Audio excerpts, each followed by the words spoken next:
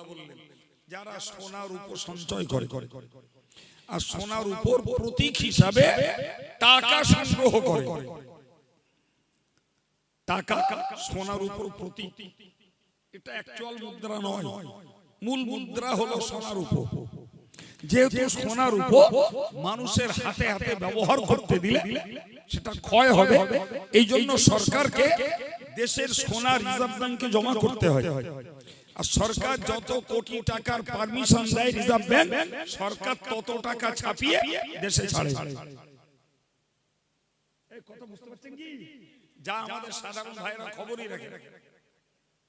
Actual আমরা যে নোটগুলো ব্যবহার করি এর তো 10 পয়সাও মূল্য নেই। একটা 500 টাকার নোট 10-12 পয়সা খরচা হতে পারে, কি ধরে নিলাম 1 টাকায় খরচা হয়েছে ওটা বানাতে, অথচ তার মান মূল্যায়ন 500, মূল খরচ 1 টাকা। কথা বুঝতে পারছেন কি ভাই? আসল ঘটনা হলো যে দেশ রিজার্ভ ব্যাংকে, বিশ্ব ব্যাংকে যত টাকা যত সোনা জমা করতে পারে সরকার কে তত টাকা তৈরির পারমিশন দেয়া হয়, আর সেই টাকা দেশের মানুষের হাতে হাতে ঘোরে। মূল মুদ্রা হলো সোনার উপর। কথা ক্লিয়ার? ফলে আমরা যে টাকাগুলো ব্যবহার করছি সোনার উপর ব্যবহার করছি না, এটা সোনার উপর প্রতীক। আল্লাহ বললেন ওয়াল্লাযীনা ইয়াকনিজুনা আয-যাহাবা ওয়াল ফিদ্দা, যারা সোনার উপর সঞ্চয় করে এবং সোনার উপর প্রতীক হিসাবে যারা টাকা সঞ্চয় করে, ওয়ালা ইনফিকুনাহা ফি সাবিলিল্লাহ, আল্লাহর রাস্তাতে খরচ করে না। বড় দয়া, বড় দরদ, বড় মহব্বত টাকার প্রতি, সোনার প্রতি, রূপোর প্রতি, সম্পদের প্রতি আমাদের দিল ভরা মহব্বত। এই মহব্বতের খাতিরে মানুষ দান করা থেকে বিরত হয়। আল্লাহ বললেন যারা এগুলিকে খরচ করে না ফাবাশশিরহুম বিআযাবিন আলীম, নবী তুমি তাদেরকে যন্ত্রণাদায়ক শাস্তির সুসংবাদ দাও। বাবা, শাস্তি আবার সুসংবাদ হয় কি বল? শাস্তির সুসংবাদ হয় জি? আরে শাস্তি তো দুঃসংবাদ, সুসংবাদ হয় তো কোন আনন্দের খবর। কিন্তু আল্লাহ বলছেন ওদেরকে বলো যে তোমাদের যন্ত্রণাদায়ক শাস্তির সুসংবাদ। সম্মানিত ভাইরা আমার, মহান আল্লাহ আরো বলেন ইয়াউমা ইউহমা আলাইহা ফি নারি জাহান্নাম, কিয়ামতের কঠিন দিবসে তোমার সঞ্চিত টাকা পয়সা, তোমার সঞ্চিত স্বর্ণ রৌপ্য এগুলোকে জাহান্নামের আগুনে গরম করা হবে। ফাতাকুয়া বিহা জিবাহুম, ওইগুলোকে গরম করে তোমার কপালে ছেঁক দেয়া হবে। অজুহু অজনুবুহুম, তোমার পাশারে ছেঁক দেয়া হবে। অজুহুরুহুম, তোমার পিঠে ছেঁক দেয়া হবে।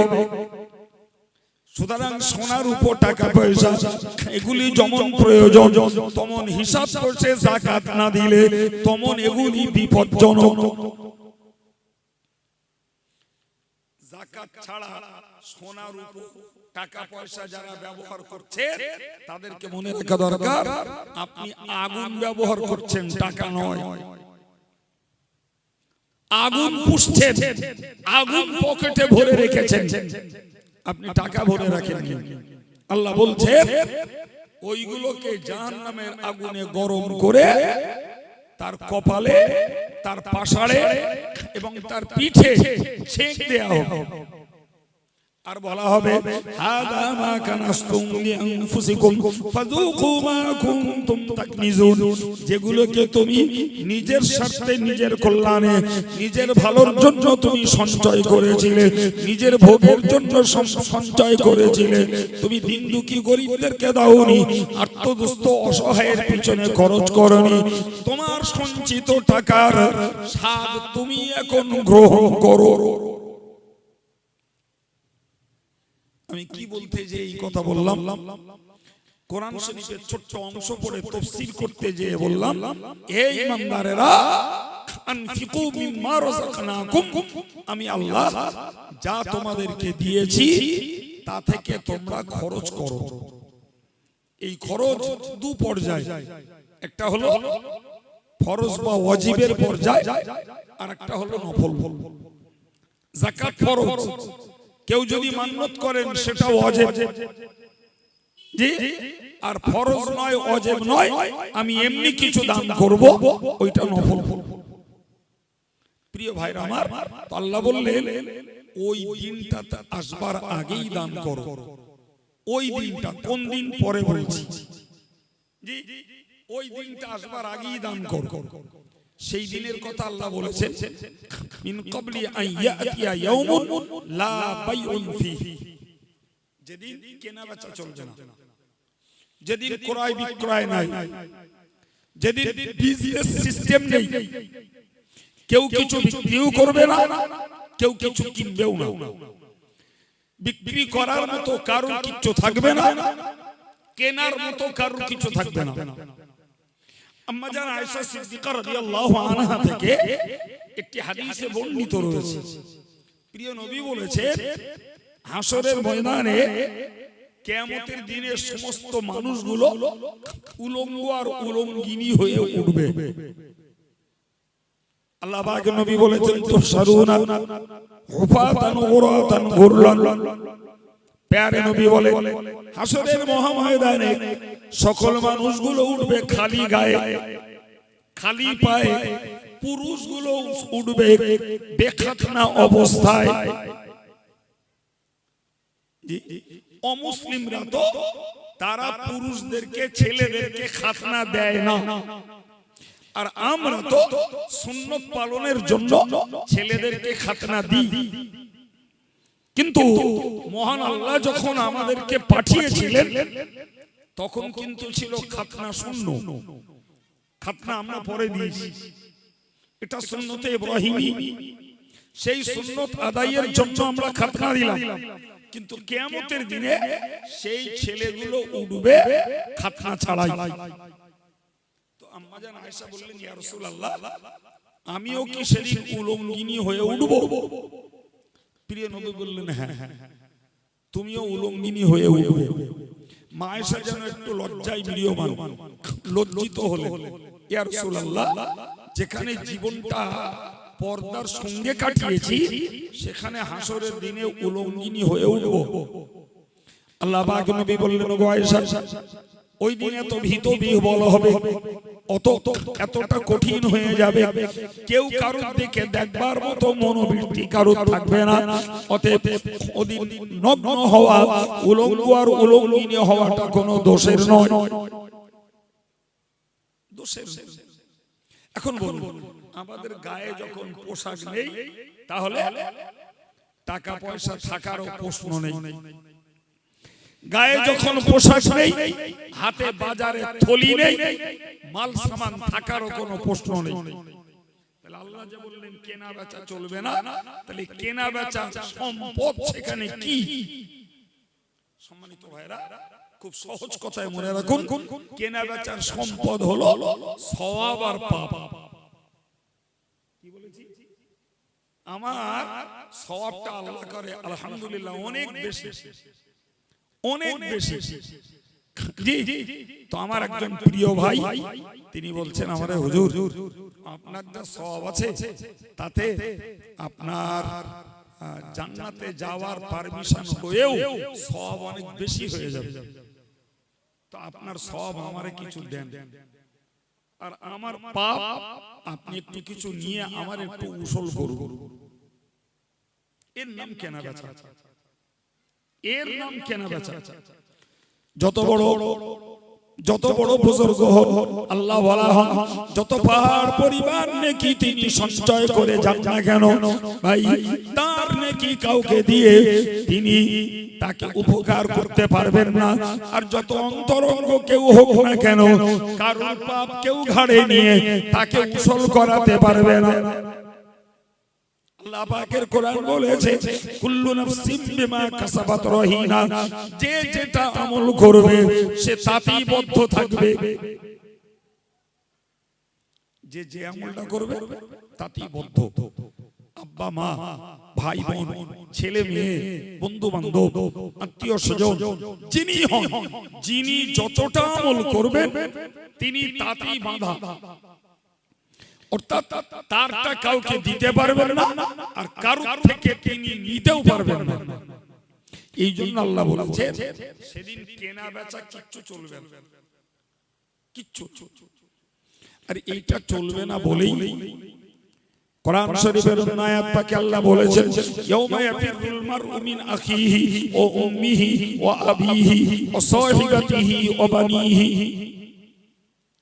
কোরআনে আল্লাহ বললেন ইয়াফিরুল মারউ মিন আখিহি, একজন ব্যক্তি তার ভাইকে দেখে পালাবে, ও উম্মিহি, সন্তান তার মাকে দেখে পালিয়ে যাবে, ও সাহিবাতিহি, স্বামী তার স্ত্রীকে দেখে পালিয়ে যাবে, ও বানিহি, বাপ তার বেটাকে দেখে পালিয়ে যাবে। পালাবে একটাই কারণ, একটাই কারণ, পাছে আমার ছেলে আমার কাছে সওয়াব চায়, অথবা তার বাপ আমার ঘাড়ে দিতে ইচ্ছা করে। স্বামী পালাবে স্ত্রীকে দেখে, স্ত্রী আমার আদরের দুলালি, সে হয়তো দাবি করতে পারে যে আমার পাপ দুটো তুমি নাও আর তোমার নেকি দুটো আমায় দাও। ভাই হয়তো ভাইকে দেখে পালাবে, পাছে ভাই আমার কাছে সওয়াব চায়। ঠিক এমনি কেউ কাউকে কিছু দিয়ে উপকার করবে পারবে না, এই ভয়ে একজন আর একজন থেকে আত্মগোপন করার চেষ্টা করবে চিনবার পরে। ভাই আমার বক্তব্য, সবাই জ্ঞানী মানুষ, সবাই জ্ঞানী মানুষ, বাচ্চার মতো জ্ঞান দেওয়ার প্রয়োজন নেই। তবে যেটুকু না বললে বুঝতে না পারেন সেইটুকুই বলছি। আপনি বলেন না বাবা, সারা পৃথিবীর একটি সম্প্রদায় যার নাম মুসলমান, এই মুসলমানের যতগুলো বিষয়কে বিশ্বাস করলে ঈমানদার নাম হয়, যতগুলি বিষয়কে বিশ্বাস করলে ঈমানদার নাম হয়, তার মধ্যে একটি বিষয় হলো আল্লাহর কিতাবকে বিশ্বাস করা। কি বিশ্বাস করা? জোরে বলে, আমার সঙ্গে কথা বলো। আল্লাহর কিতাব, এই কিতাব টোটালে 4টি আর ছোট মিলে 104। কথা বলেছি? ছোটগুলো রে বাংলায় বলে পুস্তিকা, আর আরবিতে বলে সহিফা, আর বড়গুলো রে বাংলায় বলে গ্রন্থ আর আরবিতে বলে কিতাব। তো এই কিতাব আর সহিফা দুই পর্যায়ের খোদাই হুকুমের বার্তা নিয়ে মোট 104। বললাম 104। ভাই প্রথম ডিউটি হলো আমাদের এই 104টে আসমানি বার্তা যা আল্লাহ দিয়েছেন, এগুলোকে আমাদেরকে বিশ্বাস করা লাগবে। এটা আমাদের প্রথম দায়িত্ব, যে এগুলি সব আল্লাহর দেওয়া, পুস্তিকা হোক আর গ্রন্থ হোক, কার দেওয়া? আল্লাহর দেওয়া। এরপরে আরেকটা দায়িত্ব হলো সবগুলো আল্লাহর, এই বিশ্বাস বজায় রেখে মানতে হবে কেবলমাত্র একমাত্র শুধুমাত্র আল কোরআনকে। কথা ক্লিয়ার? যত নবী এসেছেন, আল্লাহ যত নবী পাঠিয়েছেন, প্রিয় ভাইরা আমার, সমস্ত নবীকে বিশ্বাস করতে হবে, সমস্ত নবীকে বিশ্বাস করতে হবে, কিন্তু মানতে হবে কেবলমাত্র নবী মুহাম্মদ সাল্লাল্লাহু আলাইহি ওয়াসাল্লাম। তো আমি আপনাকে যে কথাটা বোঝাতে চাইছি সেটি হলো এটাই, যে যতগুলো বিষয়কে বিশ্বাস করলে একজন মানুষ ঈমানদার হয়, তার মধ্যে একটি হলো কিতাবকে বিশ্বাস করা। কি বিশ্বাস করা? কিতাব। আমি এতক্ষণ ধরে যে বকাটা বকলাম, যে একজন ভাই তার ভাইকে দেখে পালাবে, বাপ বেটাকে দেখে পালাবে, স্বামী স্ত্রীকে দেখে পালাবে, স্ত্রী স্বামীকে দেখে পালাবে, বেটা বাপকে দেখে পালাবে, এই কথাগুলো যে কোটেশনটা পড়েছি ওটা কোরআন শরীফের আয়াত। বিশ্বাস করার জায়গা,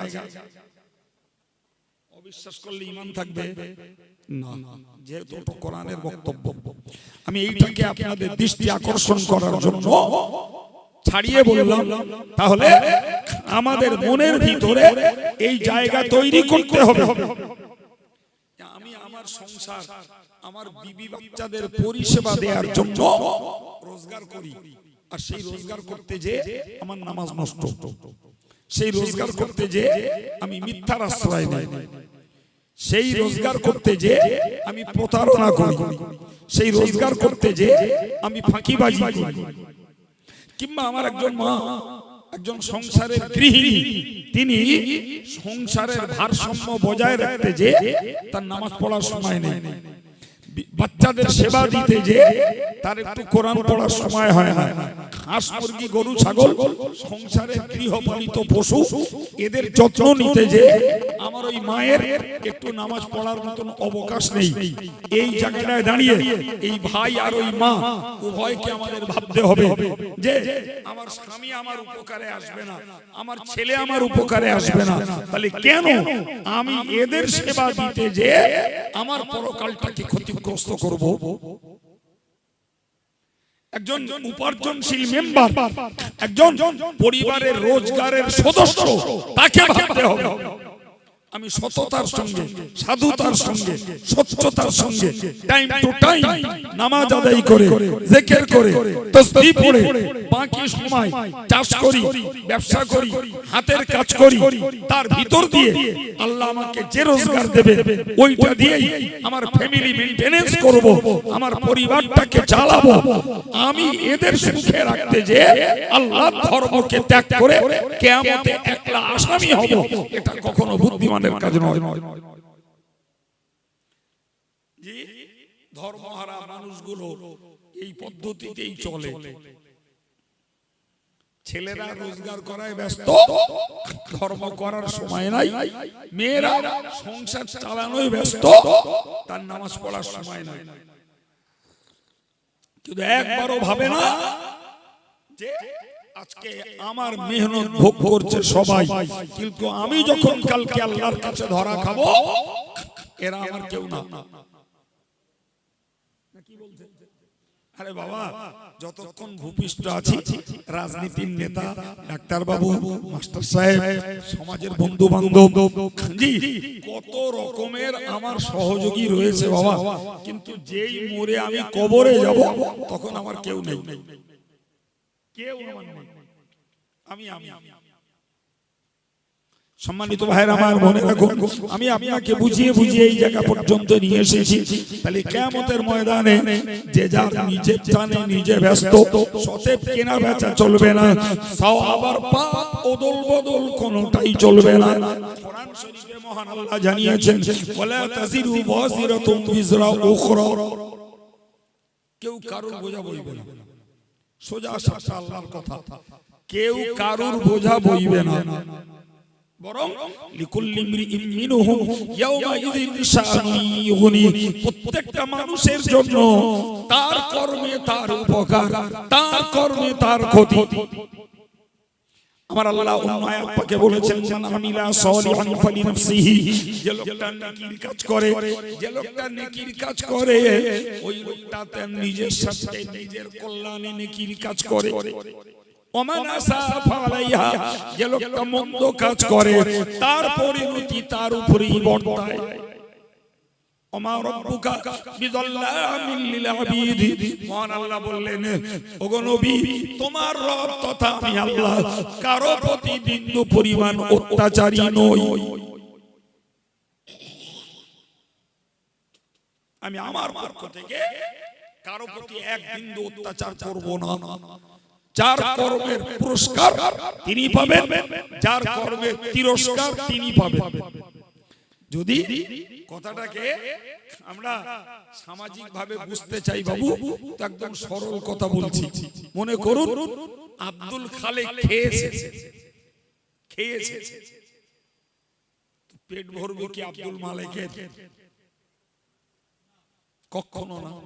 আব্দুল খালেক খেয়েছে, তার পেট ভরবে, খালেক খাবে আর মালেকের পেট ভরবে, এটা হতে পারে। সংসারের যন্ত্রণা সহ্য করতে না পেরে মরিয়ম বিষ খেয়েছে, তো হাত পা খেঁচাখেচি করবে কে? আমেনা। তাই হয় মরি আমি করব। আমার আল্লাহর বক্তব্য ওইটাই, যে ভালো কাজ করবে এর উপকারিতা এর কল্যাণ তিনি উপভোগ করবেন, যে মন্দ কাজ করবে তার ক্ষতি তার ভয়াবহতা তাকেই সহ্য করতে হবে। আচ্ছা, এরপরে আল্লাহ পাক আমাদেরকে আর কেমন করে বোঝাবে?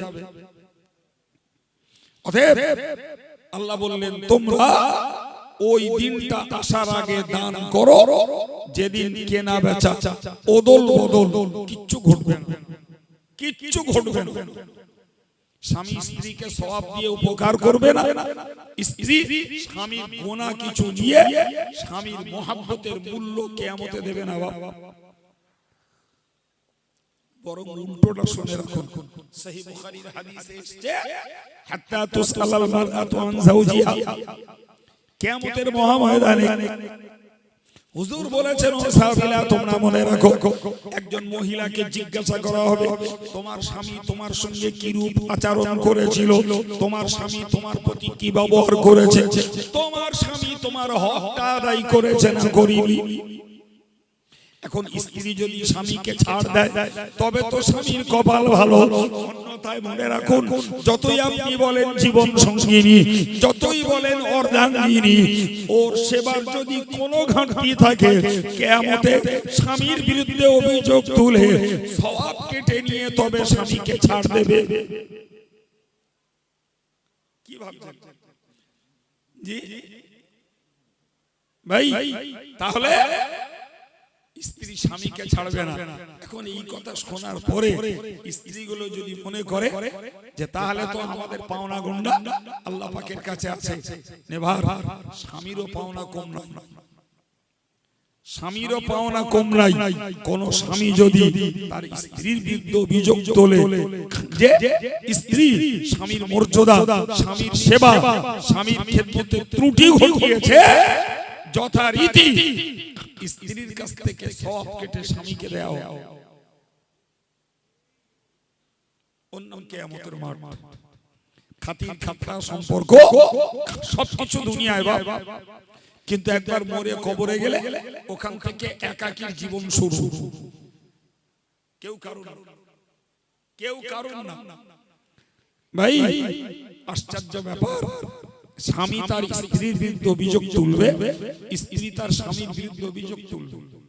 এমন কি মনে কোন হাদিস শরীফে এসেছে, প্রিয় নবী সাল্লাল্লাহু আলাইহি ওয়াসাল্লাম একদিন সাহাবায়ে কেরামদেরকে বললেন, হে সাহাবীরা, আতাদরুনা মাল মুফলিস, তোমরা জানো গরীবকে? তো আমাদেরকে যদি জিজ্ঞাসা করা হয় বাবা যে গরীবকে, আমরা এক কথায় বলবো যার টাকা পয়সা নেই, ঘর বাড়ি নেই, যার জমি জায়গা নেই, ওই লোকটাই গরীব। আল্লাহ পাকের নবীর সাহাবীরা নরমাল জবাব দিলেন, মান লাইসা লাহু মাতাউন ওয়ালা দিরহামুন ফাহুয়া গরীবুন, যার অর্থ নেই, সম্পদ নেই, ওই লোকটাই হলো গরীব। আল্লাহ পাকের নবী বললেন না, ও সাহাবীরা, ওই লোকটা গরীব নয়। হুজুর বলেছেন, ইয়াতি রাজুলুন ইয়াউমাল কিয়ামাতি বিসসালাতি, আল্লাহ নবী বলেন কিয়ামতের মহাময়দানে একজন ব্যক্তি এসে আল্লাহর দরবারে বিচারের ক্ষেত্রে হাজির হবে।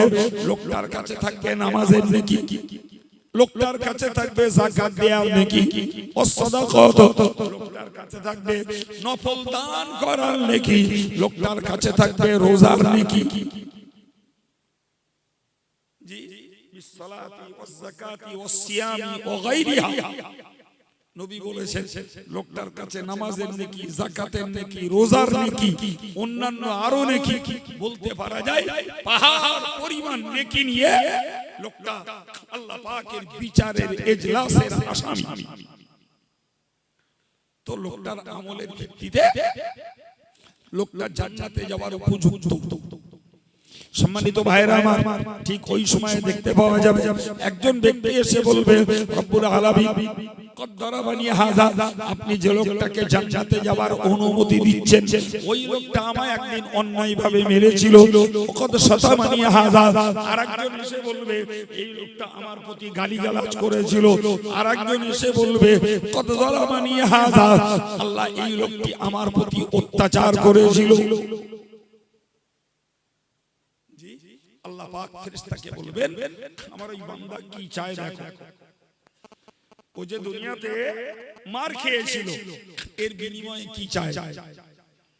তো মনে করো মার খাওয়ার বিনিময়ে সে চাইলো যে আল্লাহ এই লোকটা হাত দিয়ে জীবনে যত টাকা পয়সা দান করেছে আমি ওই হাতের দান করা সকল নেকিগুলো চাই। ওই একটা চড়ের বিনিময়ে সব নেকি শেষ। ওদিকে আরেকজন এসে বলবে আল্লাহ এই লোকটা আমারে গালি দিয়েছিল, আমার নামে মিথ্যা কুৎসা অপপ্রচার করেছিল। ফেরেশতা বলবেন তুমি কি চাও বিনিময়ে। লোকটি হয়তো বলল যে এই লোকটা গোটা জীবনে জবান দ্বারা যত জিকির যত তাসবিহ যত তেলাওয়াত যা কিছু করেছে ওই নেকিগুলো চাই, তার কাছ থেকে কেটে নিয়ে নেকিগুলো দিয়ে দেওয়া হবে। আর একজন লোক এসে বলবে এই লোকটা আমার প্রতিবেশী, আমি দুর্বল ছিলাম অসহায় ছিলাম, ওর পাওয়ার ছিল শক্তি ছিল, আমার সম্পত্তির উপরে জুলুম করেছে, আমি দাবি করেছি, আমাকে দৈহিক টর্চার করেছে, আজকের দিনে আমি তার প্রতিশোধ পেতে চাই। কি চাও বান্দা? হয়তো লোকটা বলে বসলো যে আল্লাহ এই লোকটা জীবনে যত নামাজ পড়েছে আমি সব নেকিগুলো পেতে চাই। এক একজন অভিযোগকারী ব্যক্তি তার ইচ্ছা মতো সবগুলো কেটে কেটে নিয়ে নেবে। সেসব দেখা যাবে ওই লোকটার পাহাড় পরিমাণ নেকি সব শেষ, কিচ্ছু নেই। তখনও পিছনে অভিযোগকারী লাইন আছে। তখন সম্মানিত ভাইরা আমার, এখন এই পরের অভিযোগকারীরা এসে যখন অভিযুক্ত ব্যক্তির কাছে সওয়াব আর পাবে না, তখন এদের জিন্দেগির গুনাহকে ওর উপরে দিয়ে এ খালাস হবে। সব যখন দেবেন আমার গোনা নাও আমাকে ছাড়। আল্লাহ পাকের নবী বলেছেন যে লোকটা কিয়ামতের মহাময়দানে পাহাড় পরিমাণ নেকি নিয়ে হাজির হবে এবং নিজের নেকি পরকে দিয়ে আর পরের পাপ নিজের ঘাড়ে নিয়ে যে লোকটা জাহান্নামে যাবে ওই লোকটাই হলো সবথেকে বড় গরীব। হ্যাঁ বাবা, তাহলে টাকা পয়সা নেই, ঘর বাড়ি নেই, সোনা দানা নেই, ব্যাংক ব্যালেন্স নেই, ওই লোকটা গরীব না বাবা। যে লোকটা জুলুমবাজি করেছে, অন্যের হক নষ্ট করেছে, স্ত্রীর হক নষ্ট করেছে, ছেলে মেয়ের হক নষ্ট করেছে, প্রতিবেশীর হক নষ্ট করেছে, কিয়ামতে যখন নিজের নেকি তাদেরকে দিয়ে তাদের পাপ ঘাড়ে নিয়ে একেবারে অসহায় হয়ে জাহান্নামে যাবে, রাসূল বললেন ওই লোকটা গরীব, ওই লোকটা কাঙাল, ওই লোকটা নিঃস্ব অসহায়। গোটা সমাজ ব্যবস্থার দিকে তাকালে দেখা যাবে সামাজিক ভাবে অত্যাচার, অন্যায়, মারামারি, গালফজিহাদ, কুৎসা রটনা, মিথ্যা বদনাম, অপপ্রচার ভাই স্রোতের গতিতে চলছে। কি গো, স্রোতের গতিতে। খোদার ভয় নাই যে আমি যেটা বলছি ও ব্যাপারে আমাকে জবাবদিহি করতে হবে আল্লাহর কাছে। জবাব না দিতে পারলে হয় আমার সওয়াব অন্যকে দিয়ে যাকে গাল দিচ্ছি, অপপ্রচার করছি তাকে দিয়ে দেওয়া লাগবে, অথবা তার গুনার বোঝা আমার ঘাড়ে চলে আসবে। আমি কি আয়াত বলে এতটা তাফসীর আপনাকে শুনিয়েছি? আয়াত বলেছিলাম যে কিয়ামতের দিনে কেনা বেচা চলবে না, ওদল বদল চলবে না, কেউ কাউকে উপকার করতে পারবে না, কেউ কাউকে উসল করিয়ে দিতে পারবে না। ওই দিনে পৌঁছানোর আগেই তোমরা আমি আল্লাহর দেওয়া অর্থ সম্পদ আল্লাহর রাহে দান করো। যদিও আমি দান তোলার জন্য বসিনি, আয়াত অনুযায়ী সাবজেক্ট ওয়াইজ কথা বলছি, বিষয় ভিত্তিক কথা বলছি। মনে রাখুন প্রিয় ভাইরা আমার, জি রাসূলুল্লাহ বলেছেন ইত্তাকুন নার ওয়ালাউ বিশিক্কি তামারা। যদি তোমার মাল সামান অনেক না থাকে, একটা খোরমা যদি তোমার কাছে থাকে, ওই খোরমাটার কিছু অংশ দান করে ওই দানের উসিলায় জাহান্নামের আগুন থেকে বাঁচতে চেষ্টা করো। এই হাদিসের ব্যাখ্যা থেকে বুঝতে পারা যায় যে দান দাতাকে জাহান্নামের আগুন থেকে বাঁচানোর একটা ওসিলা হয়।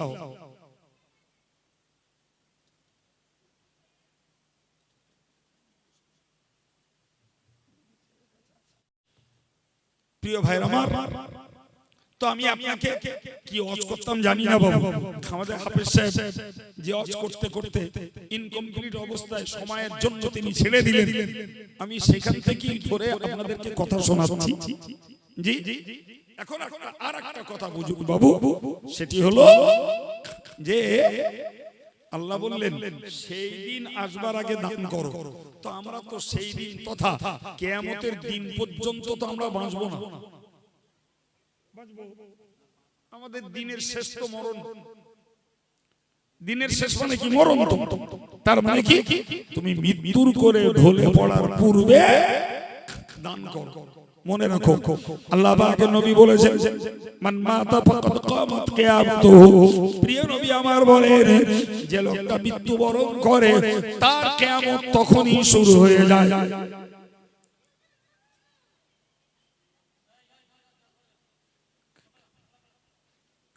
কি বলেছে বাবা? যে যখন মরে তার কিয়ামত তখন শুরু। এটা পার্সোনাল কিয়ামত। জি, আর এতক্ষণ ধরে যে কথাগুলো বলছিলাম ওটা তো হলো সামগ্রিক কিয়ামত, অর্থাৎ সেখানে পৃথিবীর বিগত, বর্তমান আর আগত সব মানুষ হাজির। আর পার্সোনাল কিয়ামত যার কবরে তার। এটা কেমনে কিয়ামত? দেখুন না, আমরা ওয়াজ নসিহতে জীবনে শুনি রেখেছি বাবা, যে কবরে মুনকার নাকির প্রশ্ন করবেন, মান রব্বুকা, তোমার রবকে প্রশ্ন করবেন, ওমান নবিয়ুকা, তোমার নবীকে প্রশ্ন করবেন, ওমা দীনুকা, তোমার ধর্ম কি? প্রশ্ন, উত্তর দিতে হবে।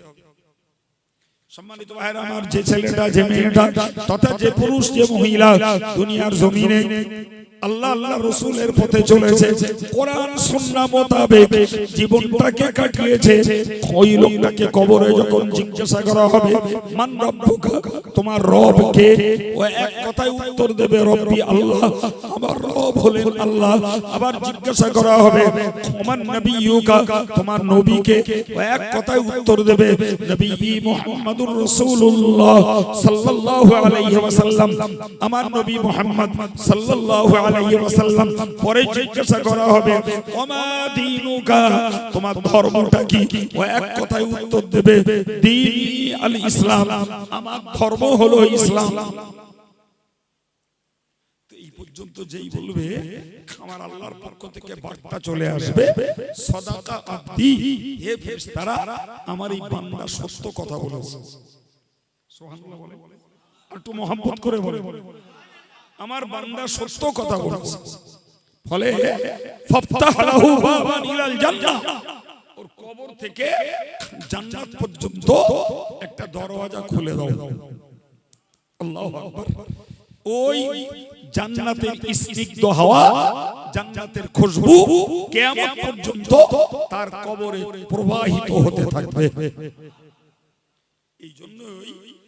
এই জন্যই কবরটাকে ব্যক্তিগত কিয়ামত বলে আখ্যায়িত করা হয়েছে। মানে এখানেও সওয়াল জবাব হবে, আর উত্তর যথার্থ দিতে পারলে জান্নাতি আয়েশ কবরেই পাওয়া যাবে।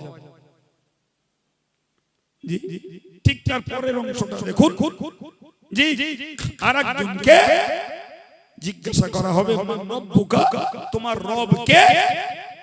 যে কোরআনের উপরে চলিনি, সুন্নাতের উপরে চলিনি, শরীয়তের উপরে চলিনি, ভাই ও এক কথায় বলবে হা হা লা আদরি, হায় পরিতাপ, আমি তো জানি না, আমি তো জানি না কে আমার রব। ও ওটা জানো না? আচ্ছা ঠিক আছে, বলো তো তোমার নবীকে? একই ভাবে বলবে যে আমার নবীকে আমি তো জানি না। আবার জিজ্ঞাসা করো, আচ্ছা ওটা জানো না, এটা বলো, ওমা দীনুকা, তোমার ধর্মটা কি? ও একই ভাবে বলবে হা হা লা আদরি, আমি এটাও জানি না, আমি বলতে পারবো না। সম্মানিত ভাইরা আমার, ওই সময় আল্লাহর পক্ষ থেকে বার্তা চলে আসবে, কাযাবা আব্দি, আমার বান্দা মিথ্যা কথা বলেছে। মিথ্যা কথা বলেছে। কিভাবে মিথ্যা বললো ভাই? এই রহস্যটাই আজকে পৃথিবীতে যত মানুষ রয়েছে আমরা বাবু, আর যত মানুষ মরে কবরে গেছে, আর আগামীতে যত মানুষ পৃথিবীতে আসবে, এই সকল মানুষের রূহকে আল্লাহ এক সময় সৃষ্টি করেছিলেন, এট এ টাইমে সৃষ্টি করেছিলেন। আর করে জিজ্ঞাসা করেছিলেন, আলাস্তু বিরব্বিকুম, আমি কি তোমাদের রব নই? প্রশ্নটা মনে রাখুন বাবা, আমি কি তোমাদের রব নই? তো तमाम পৃথিবী, বিগত, বর্তমান এবং আগত সকল রূহেরা একসঙ্গে ধ্বনি ভোটে বলেছিল, কলু বালা, হ্যাঁ আল্লাহ আপনি আমাদের রব, আপনি আমাদের রব। বান্দা, তুমি আমাকে রব বলেছিলে বলেই তোমাকে পৃথিবীতে পাঠিয়েছিলাম। 60 বছর, 70 বছর, 75 বছর, 80 বছর কাটিয়ে আজকের তুমি বলছো রবকে আমি জানি না। কথা বোঝা গেল? অতএব তুমি মিথ্যা বলছো। আর আগের বান্দা সে রব বলে গেছিল, আর কবরেও বলেছে রব্বি আল্লাহ, আমার আল্লাহ বললেন, আমার বান্দা সত্য বলেছে। সুবহানাল্লাহ। জি, তাহলে জানি না মানে মিথ্যা বলছো। আর আল্লাহ পাক বলবেন বান্দা দিয়ে, ফাফতাহলাহু বাবান ইলান নার, ওই বান্দার জন্য জাহান্নামের দিকে একটা দরওয়াজা খুলে দাও। জাহান্নামের দুর্গন্ধ, জাহান্নামের লু হাওয়া ওর কবরে কিয়ামত পর্যন্ত চালু থাকবে। এ থেকে প্রমাণ হয়ে যায় কবরটাই হলো ব্যক্তিগত প্রত্যেকের জন্য কিয়ামত। কথা বোঝাতে পেরেছি বাবা? হ্যাঁ, এই জন্য হাদিসের বক্তব্য হলো, মান মাতা ফাকাদ কামাত কিয়ামাতুহু, যে যখন মরে তখন তার কিয়ামত শুরু, যে যখনই মরে। সম্মানিত ভাইরা আমার, আমি অত্যন্ত আন্তরিকতার সঙ্গে আপনাদেরকে কথা বলছি। জ্ঞানী মানুষ, পর্দার মায়েরাও প্রথম দিকে একটু কথা বললেও দীর্ঘ সময় তারা নীরবে বসে শুনছেন। আলহামদুলিল্লাহ। ভাবনা চিন্তা প্রত্যেকের ব্যক্তিগত, ব্যক্তিগত। আর একবার মনে করিয়ে দিচ্ছি, যতক্ষণ বেঁচে আছি ততক্ষণ আমার অনেকেই আছে, মরে কবরে যাব আমার কেউ না, কেউ না। আল্লাহ পাকের নবী বলেছেন, ইত্তাবিউল মাইয়াতা সালাসুন, হুজুর বলেছেন একজন মুর্দার সঙ্গী হয় তিনটি জিনিস। নাম্বার 1 মালুহু, তার টাকা পয়সা। তো মরে যখন গেছে টাকা পয়সা তার কাছ থেকে বিদায়, টাকা পয়সা তার আর নয়, ওতে ফারাজ বসে গেছে, বিবি বাচ্চা ছেলে মেয়ে সবার, ও আর মরা লোকের না। 2 নম্বর আহলুহু, মাইয়াতের সঙ্গী হয় তার পরিবার, কিন্তু মেয়েরা হয় না। ইসলামী শরীয়তে মেয়েদের জানাজার সঙ্গে যাওয়ার অনুমতি নেই। জি, যায় কেবল পুরুষ ভাইরা। গ্রামবাসী আছে, প্রতিবেশী আছে, আত্মীয় স্বজন আছে, নিজের পরিবার পরিজনের লোকেরা আছে, এরা যায়। জি, মাইয়াত তখন ভাবে যে এরা যখন আমার সঙ্গী হয়েছে আর টেনশন নেই, সব আপনজন, পরিচিত মানুষজন সবাই আছে, নো টেনশন। কিন্তু কবরের কাছটায় যখন দেখে যে ছোট্ট জায়গা আর এত মানুষ, কেমনে জায়গা হবে, ভাবতে ভাবতে ততক্ষণে 2 কি 3 ব্যক্তি কবরে নেমে পড়ে লাশটাকে মাটি মঞ্জিল করার জন্য। তো তারা দেখে সাধারণত নিকটের মানুষ নামে, হয়তো নেমেছে ছেলে, নেমেছে ভাইপো, নেমেছে জামাই। ও তখন মনে মনে করে যাক আর কোনো টেনশন নেই, আমার নিজের 3 নেমেছে, তো কি নিজের 2 নেমেছে যথেষ্ট। কিন্তু একটা করে গিরো খুলে দিয়ে যখন উঠে পড়ে তখন বান্দার সঙ্গে হয় আমালুহু, তার আমলটা। টাকা পয়সা বিদায় নিয়েছে, পরিবার বিদায় নিয়েছে, নিজের কাছে রয়েছে আমল। সে আমল 2 ভাগ, একটা আমলে খায়র, একটা আমলে শার। একটা ভালো আমল, একটা মন্দ আমল যদি বান্দার কাছে থাকে ভালো আমল, সেদিন তার চিরসঙ্গী ওই নেক আমলটাই। আর যদি তার জীবনে থাকে মন্দ আমল, চিরসঙ্গী ওই মন্দ আমলটা। সুতরাং আমাদেরকে মনে রাখতে হবে, কারোর ভরসায় আমরা মরতে যাব না বাবা। নিজের আমল নিজে করে মরতে যাব, ভাববো আমার কেউ উপকার করবে না, কেউ আমাকে উসল করবে না, না পীর, না পীরজাদা, না মুফতি, না মাওলানা, না হাফেজ সাহেব, না হাজী সাহেব। নিজের কর্ম নিজেকে করে যাওয়া লাগবে, পরিবারের বা কেউ নয়। এমনকি কোরআন খুলে দেখুন, ওই আয়াতের পরের অংশে বলা আছে, ওয়ালা কুল্লাতুন, আমার আল্লাহ পাক কোরআন শরীফে বলেন, ও আমার বান্দা বান্দি তোমরা মনে রাখো, ওই দিনটা আসবার আগে তোমরা দান করো, যেদিন কোনো বন্ধুত্ব চলবে না। কোন বন্ধুত্ব, পৃথিবীর বন্ধুত্বের শেষ নেই, পরিচিত মানুষদের শেষ নেই, কোন বন্ধুত্ব চলবে না। আল্লাহ নিজেই বলে দিচ্ছেন, ওয়ালা কুল্লাহ, কোন বন্ধুত্ব নয়। বড় একটা ব্যাপারে মনে রাখুন, আল্লাহ পাক কোরআন শরীফে বলেছেন, আল আখিল্লাউ ইয়াওমাইযিন বা'দুহুম লিবা'দিন আদুবুন ইল্লাল মুত্তাকিন। মহান আল্লাহ বলেন, কিয়ামতের দিন এই দুনিয়াবি পার্থিব বন্ধু বান্ধব, বিশেষত যে বন্ধুদের পাল্লায় পড়ে আর এক বন্ধু পাপ কাজ করে, বন্ধুর পাল্লায় পড়ে তাস খেলেছে, বন্ধুর পাল্লায় পড়ে একটু মদ খেয়েছে, বন্ধুর পাল্লায় পড়ে সিগারেট টেনেছে, বন্ধুর পাল্লায় পড়ে ক্যারাম বোর্ড পিটেছে, বন্ধুর পাল্লায় পড়ে জুয়া খেলিয়েছে, বন্ধুর পাল্লায় পড়ে কাউকে মহব্বতে পড়ে আরেকজনকে গালি দিয়েছে। জি ভাই, রাজনৈতিক বন্ধুদের পাল্লায় পড়ে মিথ্যা প্রতিশ্রুতি, একে অপরের বিরুদ্ধে হানাহানি, অনেক কিছুই করেছে। আল্লাহ বলছেন, কিয়ামতের দিনে তোমার ওই পার্থিব বন্ধুগুলো তোমার শত্রু হবে, ওগুলো তোমার শত্রু হবে। কেমন শত্রু?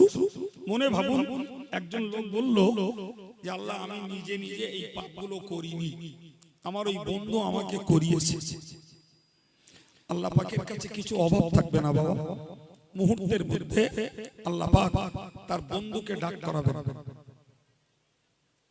ডাক করিয়ে বলবেন, এই তো তোমার বন্ধু, এখন তুমি নাকি একে এই এই এই এই পাপ কার্য করিয়েছো। ও এক কথায় বলবে, আল্লাহ, পৃথিবীর জমিনে এই লোকটার সঙ্গে আমার কোনোদিন দেখা সাক্ষাৎ হয়নি। একদম এক কথায় বলে দেবে, আমার সঙ্গে এর কোনোদিন দেখা সাক্ষাৎ হয়নি। কথা বুঝতে পারছেন? এই জন্য আল্লাহ নবী বলেছেন, আল্লাহ নবী বলেছেন, আল মারু মা মান ইউখালিল ফালিয়ানজুর বিমান ইউখালিল।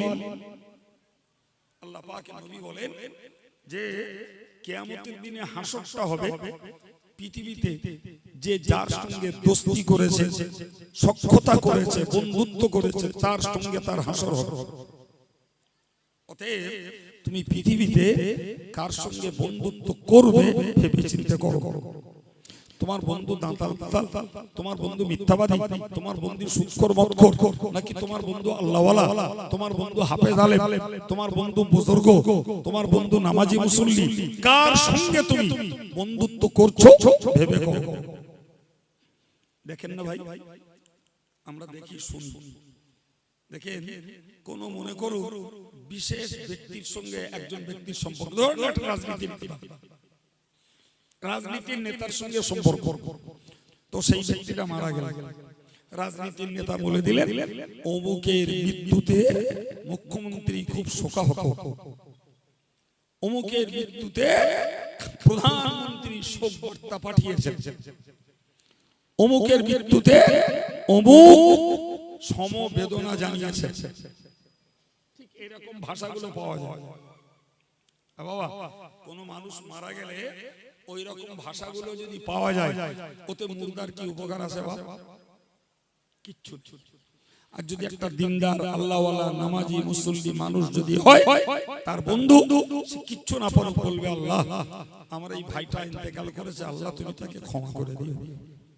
10 বার কলেমা পড়ে বলবে আল্লাহ এর সওয়াবটা তুমি আমার বন্ধুর রুহে বকশিশ করে দিলে, আমার ওই ভাইয়ের রুহে তুমি বকশিশ করে দিলে। এটাই মুর্দার উপকার।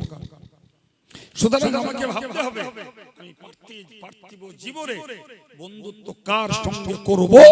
রাসূল বললেন ওটা ভেবে চিন্তা করো।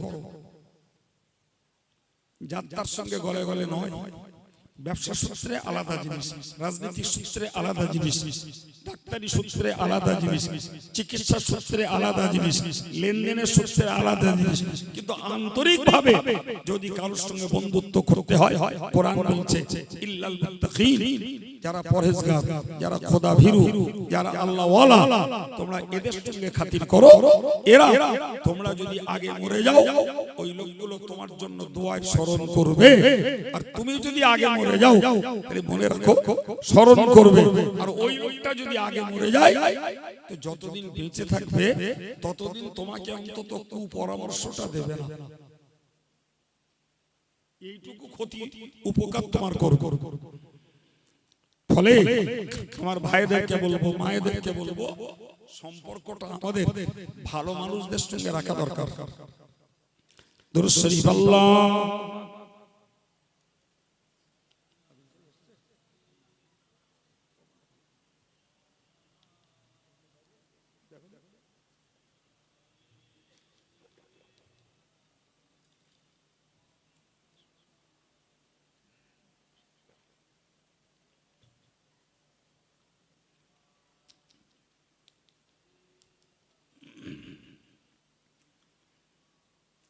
মহান আল্লাহ কোরআন শরীফে বলেন বিসমিল্লাহির রহমানির রহিম ইয়া আইয়ুহাল্লাযীনা আমানুত্তাকুল্লাহ, আল্লাহর বান্দা সকল আল্লাহকে ভয় করো, ওয়াকুনু মা'আস সাদিকিন, এবং সত্যবাদীদের সঙ্গী হও।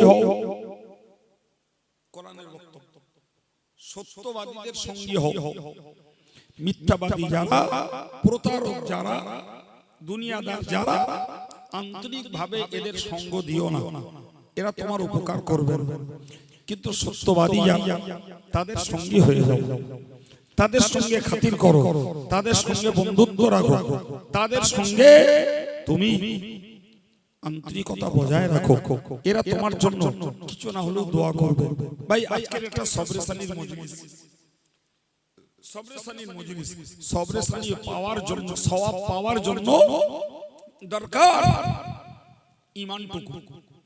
তাহলে একজন ঈমানদারের যদি আরেক ঈমানদারের সঙ্গে সম্পর্ক থাকে তাহলে ঈমানদার বন্ধু ঈমানদারের জন্য সবরেসানি করবে, আশা করা যায়।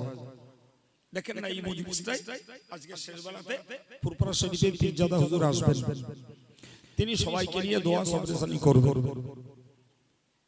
তো সেখানে যারা এই জলসা দিচ্ছে শুধু তাদের আব্বা মা, দাদা দাদি, নানা নানি, শ্বশুর শাশুড়ি ওদের জন্য দোয়া করবেন না, শুধু মজলিসটাতে যারা এসেছেন এদের জন্য দোয়া করবেন না, বরং এক কথায় দেখা যাবে তাম বিশ্বের ঈমানদার মুসলমানদের জন্য দোয়া করবেন।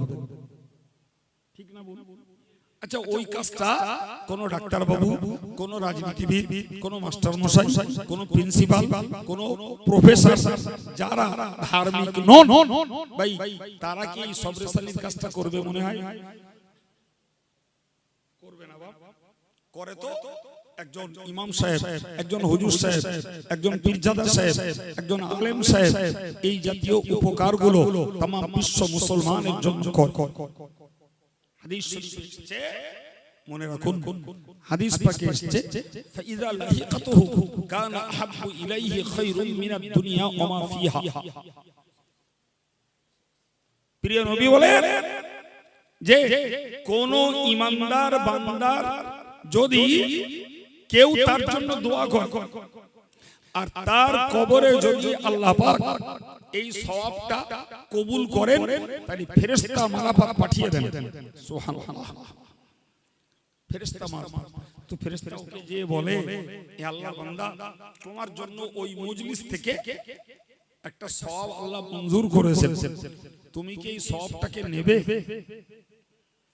ওই সময় কবরের মুর্দা বলবে, এ আল্লাহর ফেরেশতারা কি কথা বলছেন, সওয়াব নেব না মানে ওই একটি সওয়াব আজকের আমার জন্য দুনিয়া থেকে আসমান এর মাঝখানে যত সম্পদ রয়েছে সকল সম্পদের তুলনায় ওই একটি সওয়াব আমার কাছে আজকের প্রিয়।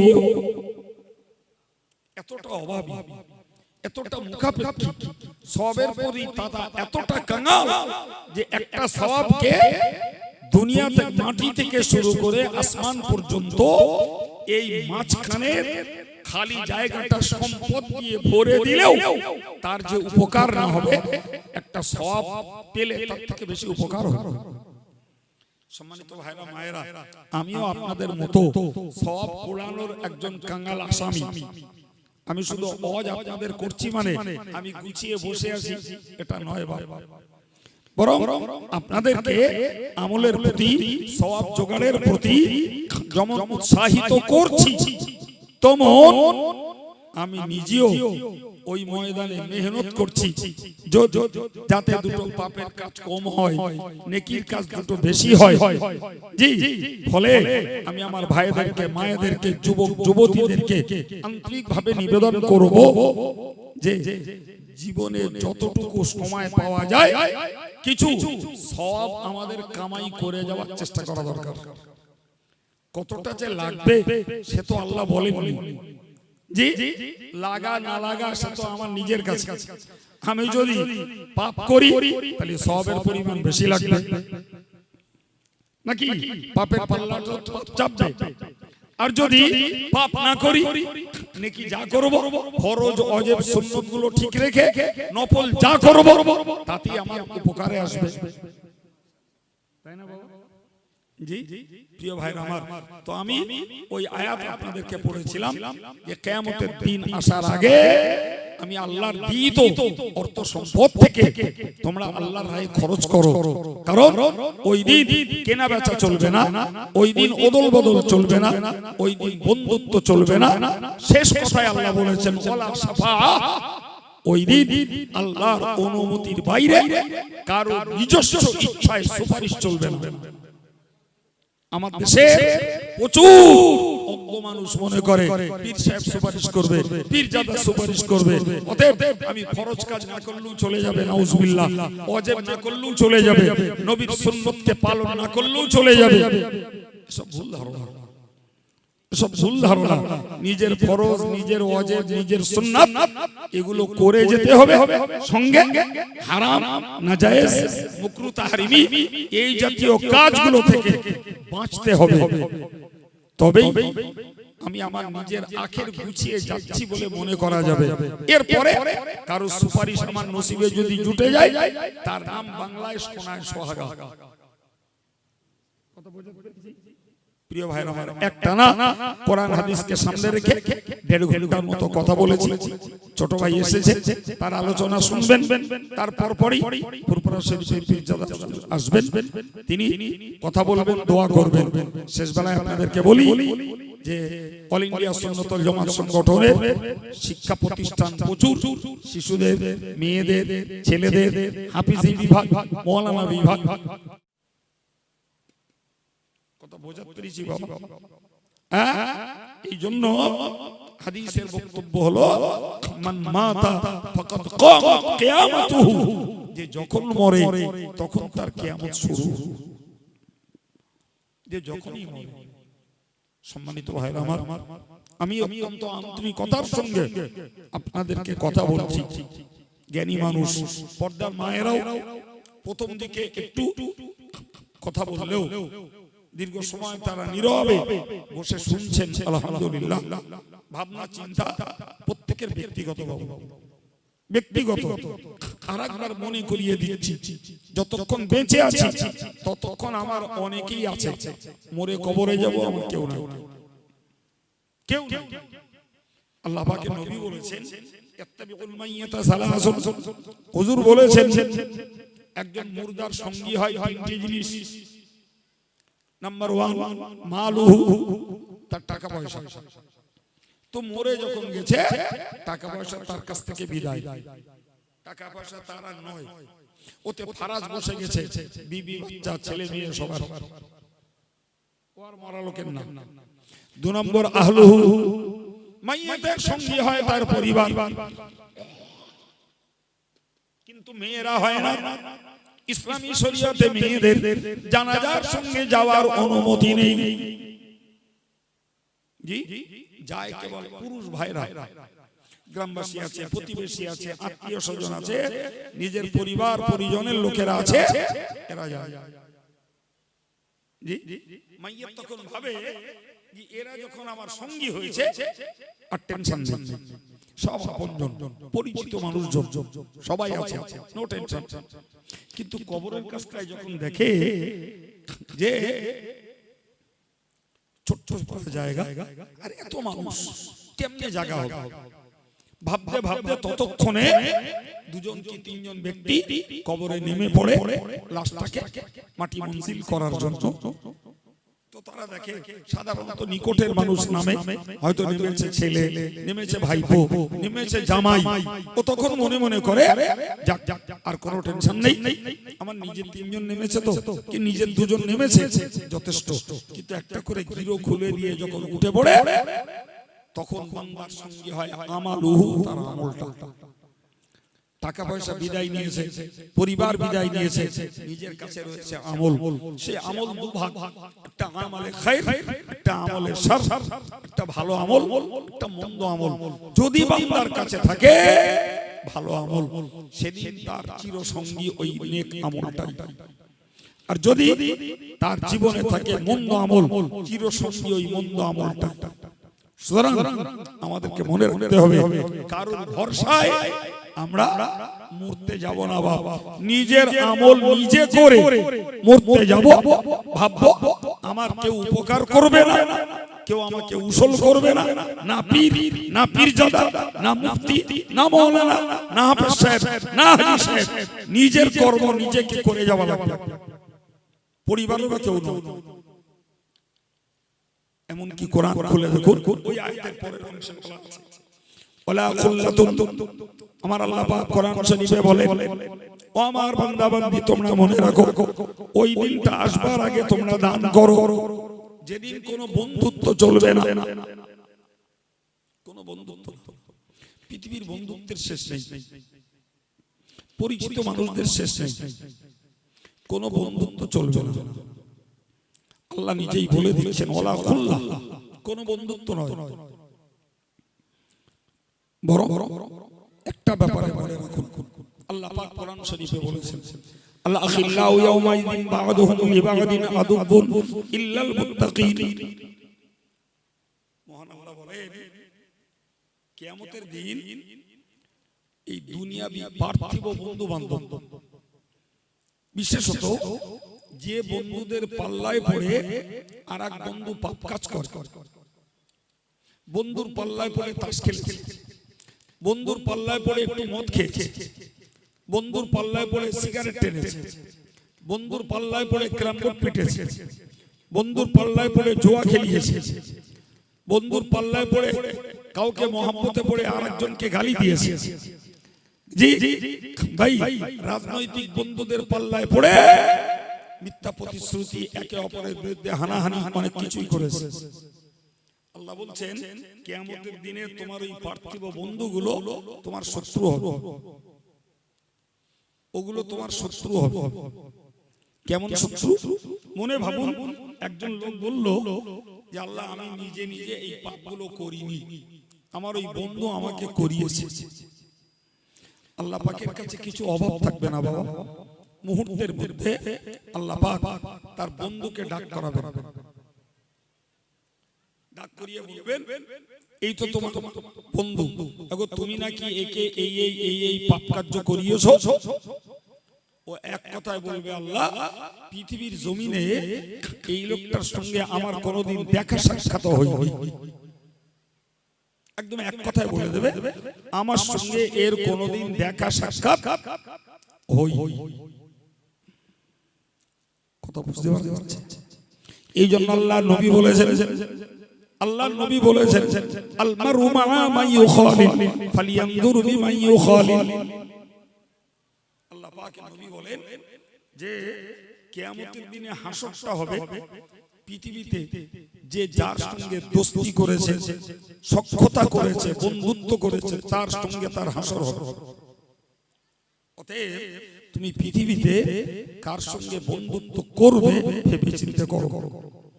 তোমার বন্ধু দাঁতাল, তোমার বন্ধু মিথ্যাবাদী, তোমার বন্ধু সুদখোর মদখোর, নাকি তোমার বন্ধু আল্লাহওয়ালা, তোমার বন্ধু হাফেজ আলেম, তোমার বন্ধু বুজুর্গ, তোমার বন্ধু নামাজি মুসল্লি, কার সঙ্গে তুমি বন্ধুত্ব করছো ভেবে করো। দেখেন না ভাই, আমরা দেখি শুনি, দেখেন কোন মনে করো বিশেষ ব্যক্তির সঙ্গে একজন ব্যক্তির সম্পর্ক, ধরুন একটা রাজনীতির নেতার সঙ্গে সম্পর্ক, তো সেই ব্যক্তিটা মারা গেল, রাজনীতির নেতা বলে দিলেন অমুকের মৃত্যুতে মুখ্যমন্ত্রী খুব শোকাহত, অমুকের মৃত্যুতে প্রধানমন্ত্রী শোক বার্তা পাঠিয়েছেন, অমুকের মৃত্যুতে অমুক সমবেদনা জানিয়েছে। ঠিক এরকম ভাষাগুলো পাওয়া যায়। বাবা, কোন মানুষ মারা গেলে ওই রকম ভাষাগুলো যদি পাওয়া যায়, ওতে মুর্দার কি উপকার আছে বাবা? কিচ্ছু। আর যদি একটা দিনদার আল্লাহওয়ালা নামাজি মুসল্লি মানুষ যদি হয়, তার বন্ধু, সে কিচ্ছু না পড়ে বলবে আল্লাহ আমার এই ভাইটা ইন্তেকাল করেছে, আল্লাহ তুমি তাকে ক্ষমা করে দিও। 10 বার কলেমা পড়ে বলবে আল্লাহ এর সওয়াবটা তুমি আমার বন্ধুর রুহে বকশিশ করে দিলে, আমার ওই ভাইয়ের রুহে তুমি বকশিশ করে দিলে। এটাই মুর্দার উপকার। সুতরাং আমাকে ভাবতে হবে আমি পার্থিব জীবনে বন্ধুত্ব কার সঙ্গে করব, রাসূল বললেন ওটা ভেবে চিন্তা করো। যাত্রার সঙ্গে গলে গলে নয়, ব্যবসা সূত্রে আলাদা জিনিস, রাজনীতির সূত্রে আলাদা জিনিস, ডাক্তারি সূত্রে আলাদা জিনিস, চিকিৎসা সূত্রে আলাদা জিনিস, লেনদেনের সূত্রে আলাদা জিনিস, কিন্তু আন্তরিকভাবে যদি কারোর সঙ্গে বন্ধুত্ব করতে হয়, কোরআন বলছে ইল্লাল মুত্তাকিন, যারা পরহেজগার, যারা খোদাভীরু, যারা আল্লাহওয়ালা, তোমরা এদের সঙ্গে খাতির করো। এরা তোমরা যদি আগে মরে যাও, ওই লোকগুলো তোমার জন্য দোয়ায় স্মরণ করবে, আর তুমি যদি আগে মরে যাও তাহলে মনে রাখো স্মরণ করবে। আর ওই লোকটা যদি আগে মরে যায়, তো যতদিন বেঁচে থাকবে ততদিন তোমাকে অন্তত কুপরামর্শটা দেবে না, এইটুকু ক্ষতি উপকার তোমার করবে। ফলে আমার ভাইদেরকে বলবো, মায়েদেরকে বলবো, সম্পর্কটা আমাদের ভালো মানুষদের সঙ্গে রাখা দরকার। দুরূদ শরীফ আল্লাহ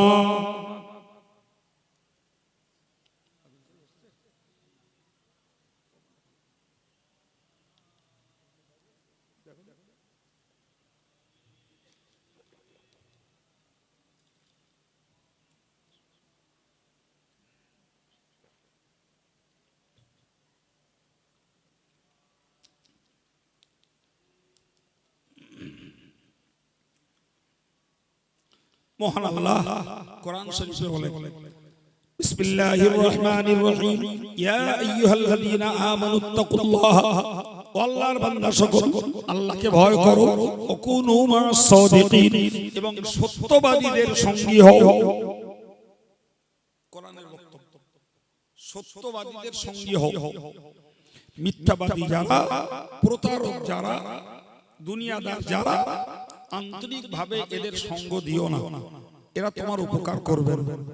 কিন্তু সত্যবাদী যারা, তাদের সঙ্গী হয়ে যাও, তাদের সঙ্গে খাতির করো, তাদের সঙ্গে বন্ধুত্ব রাখো, তাদের সঙ্গে তুমি আন্তরিকতা বজায় রাখো, এরা তোমার জন্য কিছু না হলেও দোয়া করবে। ভাই আজকের একটা সবরেসানির মজলিস, সবরেসানির মজলিস, সবরেসানি পাওয়ার জন্য, সওয়াব পাওয়ার জন্য দরকার ঈমানটুকু।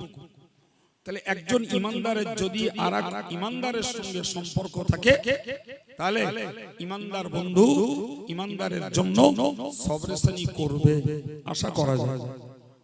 দেখেন না এই মজলিসটাই আজকে শেষ বেলাতে ফুরফুরা শরীফের পীরজাদা হুজুর আসবেন, তিনি সবাইকে নিয়ে দোয়া সবরেসানি করবেন। তো সেখানে যারা এই জলসা দিচ্ছে, শুধু তাদের আব্বা মা দাদা দাদি নানা নানি শ্বশুর শাশুড়ি ওদের জন্য দোয়া করবেন না, শুধু মজলিসটাতে যারা এসেছেন এদের জন্য দোয়া করবেন না, বরং এক কথায় দেখা যাবে তাম বিশ্বের ইমানদার মুসলমানদের জন্য দোয়া করবেন। ঠিক না বলুন?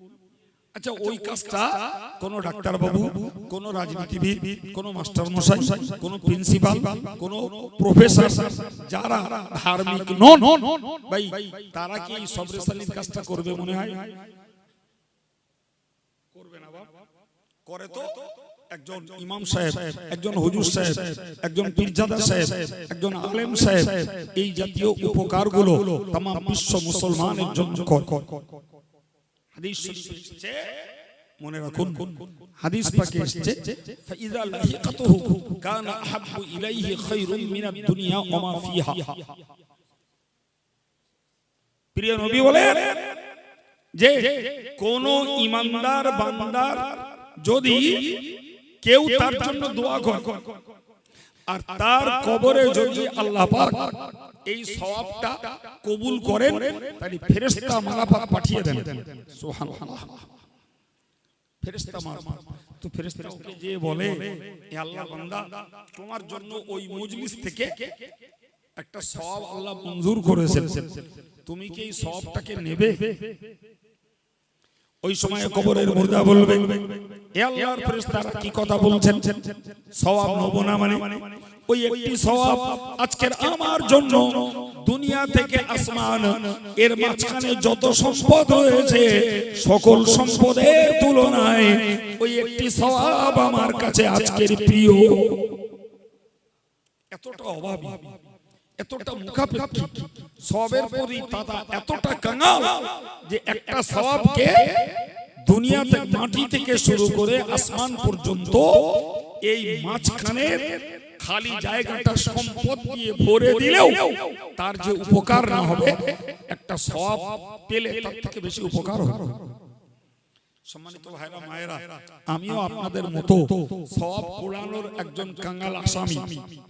আমি শুধু ওয়াজ আপনাদের করছি মানে আমি গুছিয়ে বসে আছি এটা নয় বাবা, বরং আপনাদেরকে আমলের প্রতি, সওয়াব জোগাড়ের প্রতি যেমন উৎসাহিত করছি, তেমন আমি নিজেও ওই ময়দানে মেহনত করছি যাতে দুটো পাপের কাজ কম হয়, নেকির কাজ দুটো বেশি হয়।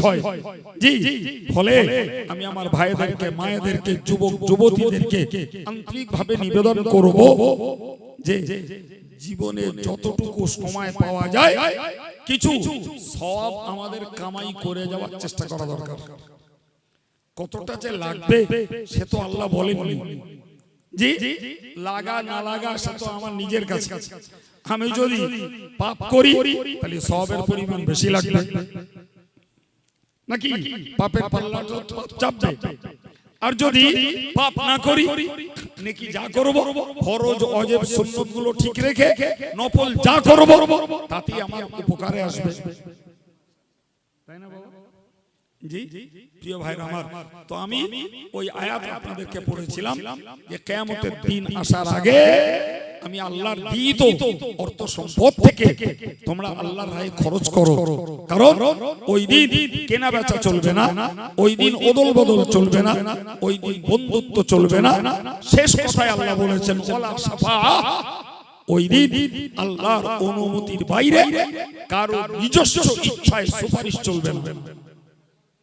আমার দেশে প্রচুর অজ্ঞ মানুষ মনে করে পীর সাহেব সুপারিশ করবে, পীরজাদা সুপারিশ করবে, অতএব আমি ফরজ কাজ না করলেও চলে যাবে, নাউজুবিল্লাহ, ওয়াজিব না করলেও চলে যাবে, নবীর সুন্নতকে পালন না করলেও চলে যাবে। সব ভুল ধারণা, সব ভুল ধারণা।